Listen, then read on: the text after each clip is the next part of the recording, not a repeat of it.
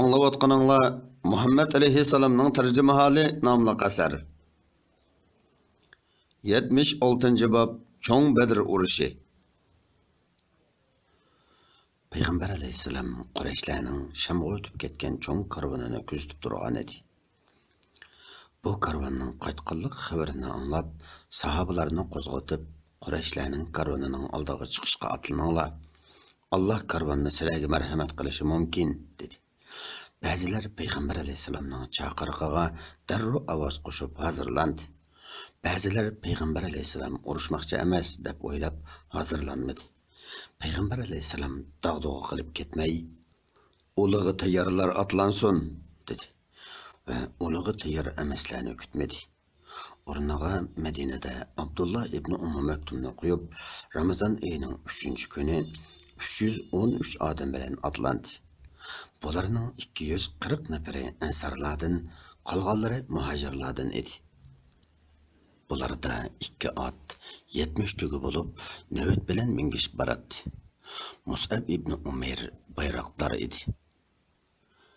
Ebu Süfyan Peygamber Aleyhisselam'ның atlanğanlıqıdan xabar tepip, bir atlıq kişini yallap, onu Quraysh xalqiga xabar yetkizishga vatdi.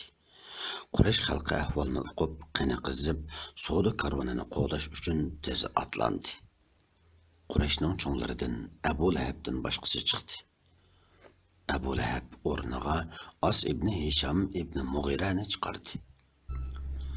İmam Buxariyning rivoyat qilishicha, Sa'd ibn Muaz hijratdan uzun o'tmay Ka'bani tavob qilg'ili borganda, Umayya ibn Xalabga Müslümanlarning seni cho'qim o'ltiradiganligini Rasulullohdan anglagan edim, degan. Umayya, meni Makkada o'ltiramdi ekan, deb so'raganda, Sa'd ibn Muaz, buni uqmayman, deb javob bergan. Shuning bilan u qattiq cho'chib, Makkadan chiqmaslikqa qasam qilgan bo'lsa-mu, Abu Jahlning ayblishi bilan chiqibla qaytib kiraman deb chiqqan. Lekin Allohning irodasi hammadan ustun keldi. Umayyaning rozi bo'lish bo'lmasligidan qat'iy nazar, ajali uni o'limga so'rab keldi. Qurayshlarning bir qancha cho'nglari chiqmaslikni o'ylagan bo'lsa-mu, boshqalarning ayblishi orqasida hammasi chiqmoqchi bo'ldi. Shuning bilan ot tugilarni minishib, dedeklarga musulmonlarni hajviy qiladigan naqshalarni aytqizib, oldida mingdirib chiqishdi. Öz vaqtida shayton ularning qilmishlarini o'zlariga chiroyli ko'rsatib, hech qanday kishi bugun sizlarni yengolmaydi. Men haqiqatan sizlarga madadkor degan edi. Ikki qo'shin uchrashgan chaqda shayton orqasiga chekindi va mening sizlar bilan hech aloqam yo'q. Sizlar ko'rmayotganni men haqiqatan ko'rib turibman. Men rastilla Allohdan qo'rqaman. Allohning azobi qattiqdir, dedi. Sura Anfal 48-oyat. Aqlliq odamlarning ibrat olishlari uchun Allah shaytonning ishini misol keltirib, Qur'onning Hashr surasida mundaq dedi. Munofiqlar xuddi insonni kafir bo'lgan deb ozdirib, u kafir bo'lgan chaqda mening sen bilan qilcha munosabatim yo'q. Men haqiqatan olamlarning parvardigori Allohdan qo'rqaman degan shaytonga o'xshaydi. Sura Hashr 16-oyat. Mushriklardan atlanganlarning soni 950 bo'lib, ularda 200 ot, 700 tugi bor edi. Peygamber Aleyhisselam mushriklarning bu harakatlaridan xabarsiz bo'lib, faqat karvonni to'sish uchun chiqqan edi. Medine'nin sirtiga chiqqanda qo'shinni ko'zdan kechirib, urush qilolmaydigan ojiz kishilarni Medine'ga qaytardi.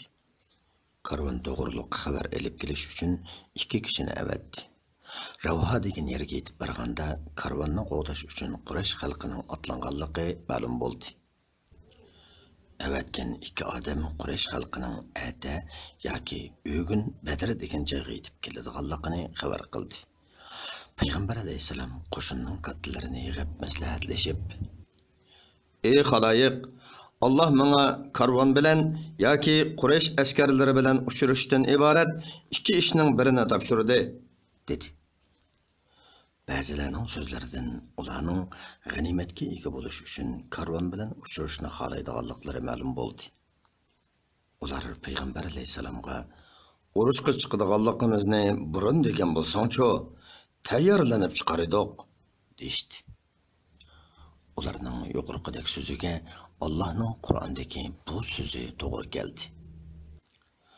O'z vaqtida Alloh ikki guruhning birining qo'linglarga o'tadiganligini va'da qilgan edi. Sizlar qurolsiz guruhning qo'linglarga o'tishini yoqtirdinglar. Sura Anfal 7-oyatning bir qismi. Miqdod ibn Asvad turib, Ey Rasululloh, Allah nimani buyurgan bo'lsa, shuni qilgin. Allah bilan qasamki, biz sana Bani İsrail Musa alayhissalomga sen Rabbing bilan birga berib urush qilgin. Biz bu yerda o'ltirib turayli degandek demaymiz. Biz aytimizki, sen bilan birlikda berib g'azot qilamiz. Agar bizni Barkul G'amatga urushga elib barsangmi boramiz, dedi. Payg'ambar alayhisalom uningga xayrlik duo qildi. Payg'ambar alayhisalom ansarlarning fikrini so'radi. Aqaba bay'atida ansarlar Payg'ambar alayhisalomni himoya qilishni ustiga olgan bo'lsa-mu, ularning Payg'ambar alayhisalom bilan birlikda jang qilishi aniq aytilmagan edi. Aws qabilasining boshlig'i Sa'd ibn Muaz, Ey Rasululloh, bu so'zni bizga qaratib aytgan bo'lsang kerak, dedi. Payg'ambar alayhisalom ha dedi. Sa'd ibn Muaz, biz sana iymon keltirdik. Sening payg'ambarligingga ishonib tasdiq qildik. Alloh buyurgan ishni ijro qilgin. Alloh bilan qasamki, bizni mushu qizil dengizga kirishga buyursang, cho'qim bosh tortmay kiramiz. Sen atala dushman bilan uchrashsangmi, biz xushallik bilan sana qo'shilib boramiz. Biz urushga chidamliq va subatliq kishilarmiz. İnşallah bizlerden memnun bo'ladigan ishlarni ko'rishing mumkin. Allohga topshirib yo'lingni davomlashtirgin, dedi. Payg'ambar alayhisalomning chiroyi xushallikdan nurlanib ketdi. Sahihul Buxoriyda rivoyat qilingandek, Payg'ambar alayhisalom xush xabar. Alloh bilan qasamki, go'yo men mushriklarning o'liklarini ko'rgandek bo'layotman, dedi. Bu so'zdan musulmonlar urushning cho'qim bo'ladiganligini bildi. Amaliyotda shundoq bo'ldi. Abu Sufyan musulmonlarning chiqqanligini anglab, mengayotgan yo'lini tashlab, dengiz bo'yi bilan mengib qutulgan va Qurayshlarga xat yozib, ahvolni ma'lum qilgan hamda Qurayshlarning qaytib ketishini aytgan edi. Abu Jahl Badrga berib 3 kun turdi. Tugularni suyib yeb, maypay ichib, bütün Araplarga o'zimizni tunutib, ularni bizdan mangu tap tortadigan qilmoqcha qaytmaymiz, dedi. Ahnas ibn Shurayq ittifoqdoshi bo'lgan Zuhra aymoqiga Xudoning millionlarni qutqizganiga shukr qilib, qaytinglar, dedi. Shuning bilan ular qaytib ketganlikdan Badr urushiga Bani Zuhra, Bani Adi aymoqlaridan hech kishi qatnashmadi. Qo'shin Badr vodisining Madinadan yiroq tarafidagi to'polon bir yerga tushdi. Musulmonlar qo'shini Badrga yiqilishib borganda Payg'ambar alayhisalom dushman ahvolini kuzatib kelish uchun Ali ibn Abi Talib bilan Zubayr ibn Avvomni avatdi. Ular Qurayshning 2 nafar sotuvchisiga uchrab qilib, bu ikkisini tutib Payg'ambar alayhisalomning oldiga olib keldi. Payg'ambar alayhisalom bu chaqda namoz o'qiyotdi. Tutib kelguvchilar ulardan o'zlarining kimligini so'raganda, ular biz Qurayshning suv to'shig'uvchilari deb javob berishdi. Buning uchun bitmay, ularni Abu Sufyanning xizmatchilari deb gumon qilib urdi. Ular ha, biz Abu Sufyanning xizmatchilari degandan keyin qo'yibdi. Payg'ambar alayhisalom namozini o'qib bo'lib, ular rostini aytganda urdinglar, yolg'on aytganda qo'yib berdinglar. Ular dastlab rostini aytgan edi. Alloh bilan qasamki, ular cho'qim Qurayshning odamlari, dedi.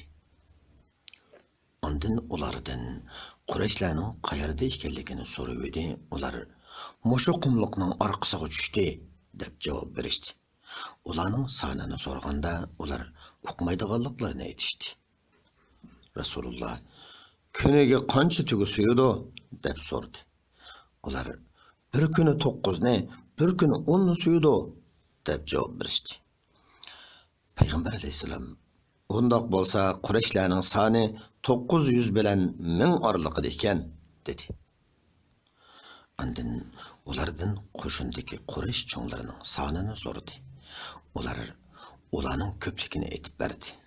Payg'ambar alayhissalom Quraysh kattalarining ismlarini anglab, sahobalariga qarab, Makka sizlarga jigar poralarini tashlabdi, dedi. Musulmonlar bu yerdan qo'zg'alib, vadiyning Madinaga yaqin, suyi yiroq, sho'rliq bir yerga tushdi. Musulmonlar usuzlikdan tashna bo'lib ketdi. Ba'zilari junub, ba'zilari taharatsiz edi. Shayton ularga vasvasa qilg'ili turdi. Allohning fazli marhamati bo'lmagan bo'lsa, ularning irodasi bo'shib ketadi. Shayton ularga mushriklar sizlarning usuzlikdan holsizlanib, darmonsizlanib ketishinglarni kutadi, ondan sizlarga xohlaganini qiladi, dedi. Shu arada Alloh ularga shundoq mo'l yomg'ir yog'dirib berdiki, jilg'ala suv tushib ketdi. Suvni ichib qongandan keyin ko'lchaklarga to'plab olishdi. Qochilarni to'shqizib olishdi, g'usl qilishdi, tahorat elishdi. To'plar besilib, mingish osonlashdi. Mushriklar uchun bu yomg'ir ofat bo'ldi. Yer patqoq bo'lib ketib, ularning ko'chishiga mumkin bo'lmadi. Allohning Qur'ondagi bunu so'zi ana shuni ko'rsatadi. Sizlarni poklash uchun, sizlardan shaytonning vasvasasini ketkizish uchun, ko'nglingizni to'q turg'izish uchun, qadaminglarni mazmut qilish uchun Alloh sizlarga bulutdan yomg'ir yog'dirib bergan edi. Sura Anfal 11-oyatning bir qismi. Allah musulmonlarning yanglab qolmasliklari uchun dushmanlarini ularga jang maydonida oz ko'rsatgandek, Rasulullohning tushudimi ularni oz ko'rsatdi. Allohning hukmi cho'qim o'rinlanadi. Allah Qur'onda mundaq deydi: Ey Muhammad, o'z vaqtida Alloh tushingda sana dushmanlaringni oz ko'rsatdi. Agar sana ularni ko'p ko'rsatgan bo'lsa, sizlar cho'qim qo'rqib ketadinglar va jang ishida cho'qim da'talash qiladinglar. Lekin Alloh sizlarni bunday qilishdan saqladi. Alloh dillardagini albatta bilib turg'uchidir. Alloh bo'lishqa tegishli ishni, ya'ni sizlarning g'alaba qilishinglarni amalga oshirish uchun dushman bilan urushgan chaqinglarda ularni sizlarning ko'zinglarga oz ko'rsatdi va sizlarni ularning ko'ziga oz ko'rsatdi. Hamma ish Allohga qaytariladi. Sura Anfal 43-44-oyat. Ondan musulmonlar qo'shini qo'zg'alib, Badrdan yiroq bir suv bo'yiga tushdi. Ansarlardan Hubab ibn Munzir nahayt farosatli odam edi. U: "Ey Rasululloh, bu yerga Allohning buyrug'i bo'yicha tushdingmi yoki o'z ra'ying bo'yicha tushdingmi?" deb so'radi. Payg'ambar alayhissalom o'z ra'yi bo'yicha tushganligini aytganda, u: "Ey Rasululloh, bu yerga tushish muvofiq emas. Biz qo'zg'alib Badrning mushriklarga yaqin joyidagi suv bo'yiga tushayli. U suvning mo'lligini men bilaman. Bir ko'l ko'lab, o'zimiz ishlatadigan suvni to'ldirib olayli. Boshqa quduqlarni tindirib o'tayli. Mushriklar suvdan qiynalsin", dedi. Hubabning fikri ma'qul ko'rilib, shu bo'yicha ish qilindi. Avs qabilasining boshlig'i Sa'd ibn Muaz: "Ey Rasululloh, biz Ka'ba selib, seni o'ltirg'izib, ulug'ingni tayyorlab qo'yib, ondan dushman bilan jang qilayli. Alloh bizga nusrat ato qilib, dushman ustidan g'alaba qilsak, bu bizning kutganimiz. Undaq bo'lmay qolganda, sen ulug'ingni minib, orqamizdagi kishilarning yeniga berib olasan. Seni bizdeklar suyadigan va sana itoat qiladigan nurg'un kishilar Madinada qilib qoldi. Ularning urush qilish niyati va qizg'inligi bor edi. Ular bu qatim dushman bilan urush qiladiganligini bilgan bo'lsa, hammasi chiqadi. Ular seni karvon uchun chiqdi deb o'ylaganligi uchun qilib qoldi. Alloh seni ular orqali qo'g'daydi. Ular sana sadoqatlik ko'rsatadi. Sen bilan birga turib urush qiladi", dedi. Payg'ambar alayhissalom bu yaxshi maslahatga qo'shildi.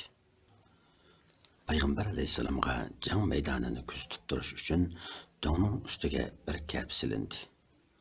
Dong ustiga lashkarlar yig'ilgandan keyin Payg'ambar alayhissalom ularning safini tuzdi. Lashkarlar ravrush bo'lib saf tortib turishdi. Payg'ambar alayhissalom Qurayshlarga qarab: ey Allah, bu Quraysh ahalisi takabburluq va cho'ngchilik bilan kelib sana qarshilik ko'rsatmoqda va payg'ambaringni yolg'onchi qilmoqda. Menga va'da qilgan yordamingni ato qilsang, deb duo qildi. Bu chog'da jang qilish qilmaslik to'g'risida mushriklarning boshliqlari orasida ixtilof yuz berdi. Utba ibn Rabi'a mushriklarni jang qilishdan to'sdi ve Abdullah ibn Jahsh boshchiligidagi islom lashkarlari tarafidan o'ldirilgan Amr ibn Hazramining to'limini va musodara qilingan karvondagi mollarni o'z yenidan to'laydiganligini bildirdi. Abu Jahl buni o'qib, Utbani qo'rqinchoq deb aybladi ve "Azbiroy Xudo, Muhammad bilan urushib, Allohning bu haqdagi taqdirini ko'rmaguncha qaytmaymiz" dedi. Urush başlanış aldıda müşriklarning sepidan Asvad ibn Abdul Asad chiqib, "Allohga va'da beramanki, cho'qim ularning kulidan suv ichaman, yo uni buzib tashlayman, mushu ish uchun o'laman" deb qasam ichdi. Onunga qarshi Hamza ibn Abdul Muttalib maydonga chiqib, Aswadning putini qilich bilan uzib tashladi. Asvad undasiga yiqildi ve qasamini o'rinlash uchun ömülep berip kölge sekredi. Hamza arkasından berip onu öldürdü. Bu çağda Peygamber aleyhisselam ornadan durup kişilerini sobatlık, çidamlık buluşqa targib kıldı. Onun sözleri arasında mono cümle mübarek. "Cangda çidamlık bolsan Allah seni gam kaygılardan xalas kılıdı." Andın uruş yakma-yak düşüş usulü bilen başlandı. Müşriklarning sepidan Utba ibn Rabi'a, qarindoshi Shayba va o'g'li Validlar maydonga tushdi. Ansarlardan 3 kishi chiqqan bo'lsa-mu, mushriklar "Sizlar bilan urushmaymiz, Qurayshlardan chiqsin" deganlikdan Payg'ambar alayhisalom Ubayda ibn Haris ibn Abdul Muttalibni birinchisiga, Hamza ibn Abdul Muttalibni ikkinchisiga, Ali ibn Abi Talibni uchinchisiga qarshi chiqardi. Hamza bilan Ali o'z raqiblarini o'ldirdi. Ama Ubayda bilen Utba elişip ikkilisi yaralandı. Angarca Hamza bilen Ali Utba'ga hücum qilib onu öldürdü. Ubayda yaralanıp paqalchiqaning yiliklari eqib turgan halda Peygamber aleyhisselamning kapisiga elib berildi. Peygamber aleyhisselam Ubaydaga muborak putini yastuq qilib berdi ve onunga şehitlik derecesi bilen bisharat berdi. Ubayda, "Allah bilan qasamki, Abu Talib hayat bo'ladigan bo'lsa, uning Muhammadni qo'g'daymiz, atrofida jon berib, uning uchun avloddan, xonumoldan voz kechib degan she'r bo'yicha ish qilishda uningdan bizning haqliqroq ekanligimizni bilgan bo'ladi" dedi. Yakma-yak elishish oyoqlashgandan keyin Payg'ambar alayhisalom saplarning orasiga kirib, mujohidlarni qo'lidagi kichik tayoq bilan turg'izishga kirishdi. Savatning sapdan chiqib ketganligini ko'rib, "Tuz tur Savat" deb qursqiga tayoq bilan o'qib qo'ygan edi. Savat, "Ey Rasululloh, sen haqqani turib meni urding, qisas olaman" dedi. Payg'ambar alayhisalom "Qisasini ol" deb Savatga qursqini ichib berdi. Savat Peygamber aleyhisselamni quchoqlab qursqiga so'ydi. Peygamber aleyhisselam bunun sebebini so'raganda, "Ey Rasululloh, ölüm oldimda turibdi. Hayotimning oxirgi soatlarida mening tinim sening tiningga tegsin" dedim dedi. Peygamber aleyhisselam Savatga xayrlik duo qildi. Ondan mujohidlarga, "Men buyruq qilmoqcha hujumga o'tmanglar. Düşman sizlarga hücum qilsa, o'q bilan mudofaa qilinglar. Ular sizlarga qilich bilan hücum qilmoqcha, sizlar qilich bilan hücum qilmanglar" deb tavsiya qildi va ularni chidamliq, subatliq bo'lishga da'vat qildi. Ondan birodari Abu Bakr bilan Kabiga qaytib bordi. Kabining ishkida Rasulullohni qo'dab Sa'd ibn Muaz qilichini esib turardi. Sahih Buxoriyda rivoyat qilinishicha, bu chog'da Payg'ambar alayhisalom mundaq duo qildi: "Ey Allah, o'z kafolatingni va va'dangni ishga oshirishingni tilayman. Ey Allah, agar mu'minlarning halokatini xohlaydigan bo'lsang, sana zimada ibodat qilguvchilar tugab ketadi." Abu Bakr Payg'ambar alayhisalomga Sana kifoyaki Allah qilgan va'dasini ishga oshiradi, dedi. Payg'ambar alayhissalom bu jamoat uzoqqa qolmay mag'lub bo'lib Badr qochadi, deb kafidan chiqib keldi. Ondan mujohidlarni urushga rag'batlantirib, Allah bilan qasamki, bugun kimki sabrchanlik va rozimanlik bilan mushriklarga qarshi chekinmay jang qiladi ekan, Allah uningga jannat ato qiladi. Kimki bir mushrikni o'ldirsa, o'ldirilguchining kiyim-kechak, quroli shuning bo'ladi, dedi. Umayr ibn Hamam Rasulullohning so'zini anglab, "Ajab yaxshi gap ekan. Undaq bo'lsa, men bilan jannatning orasida mushriklar bilan jang qilib shahid bo'lishlar qopti-ku", dedi-de, qo'lidagi yavotgan qurmisini tashlab etib, qilichini ilib jangga kirib ketdi.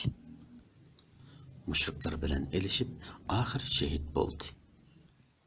Jang qizib rasa avjiga chiqqan chaqda Allah musulmonlarning ko'nglini tindirish uchun bishorat yuzisidan ularga farishtalar orqali yordam berdi.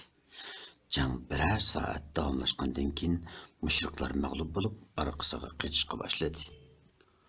Musulmonlar ularni orqasidan qovlab o'ldirdi va asir oldi. Mushriklardan jami 70 kishi o'ldirildi.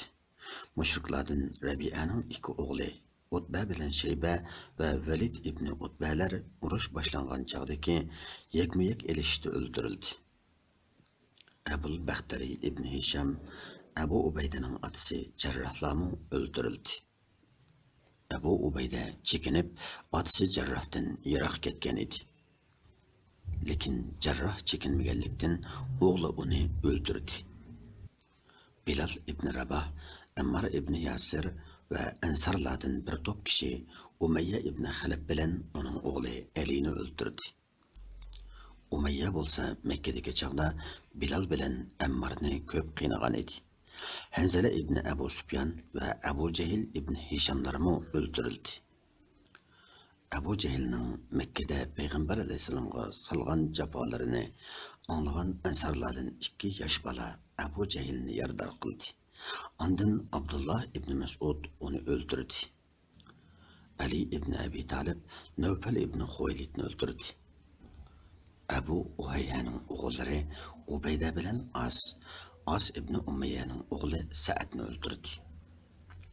Ulardan boshqa mushriklardan yana nurg'un kishi o'ldirildi.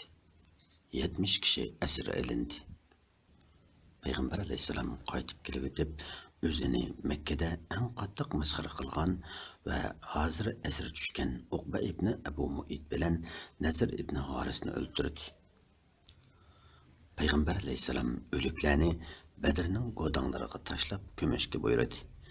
Mayli musulmon bo'lsin, mayli kafir bo'lsin, uchirgan o'liklarning jasadlarini dafn qilish payg'ambar alayhisalomning urushdagi odatlaridan edi.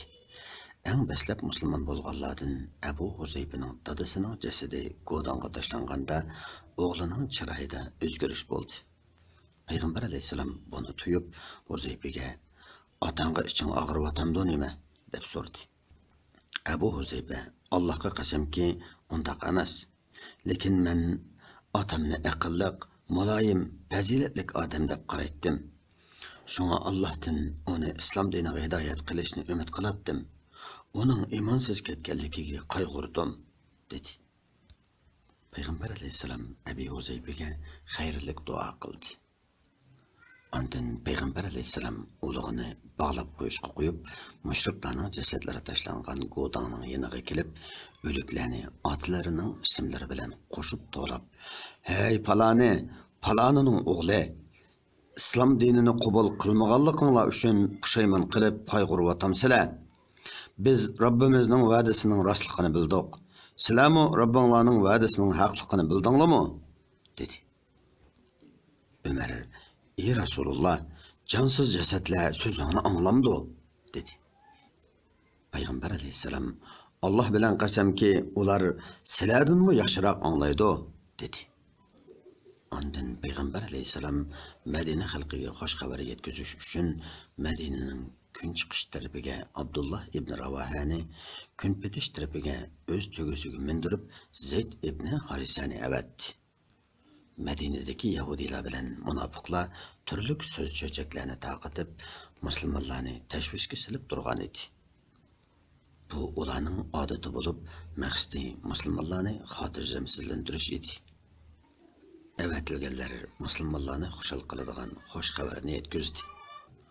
Bu ish Madina xalqining Payg'ambar alayhisolamning qizi Osmonning ayoli Ruqiyani dafn qilib qaytib kelayotgan vaqtga to'g'ri keldi. Ondan Rasululloh Badrdan qaytmoqchi bo'lib otlandi. Bu yerda g'animat ilingan molni taqsim qilish masalasi ustida bir qism musulmonlar orasida ixtilof chiqdi. Yoshlar, urushni biz qildik, o'lji g'animat bizga xos deydi.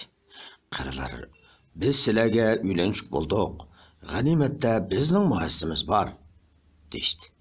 Bu ixtilof kuchni ojizlatib, dillarda adovat tug'dirib, ittifoqlikni buzatdi. Allah mundaq ixtilofni tugutish uchun Anfal surasining bosh tarafini nozil qildi. Ey Muhammad, ular, ya'ni sahobalaring sendan o'ljilar to'g'riliq so'rashadi.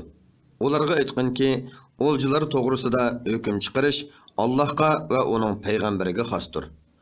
Allohdan qo'rqinglar. Ixtilof qilishmay oranglarni tuzinglar. Agar sizlar mu'min bo'lsanglar, Allohga va Allohning payg'ambariga itoat qilinglar.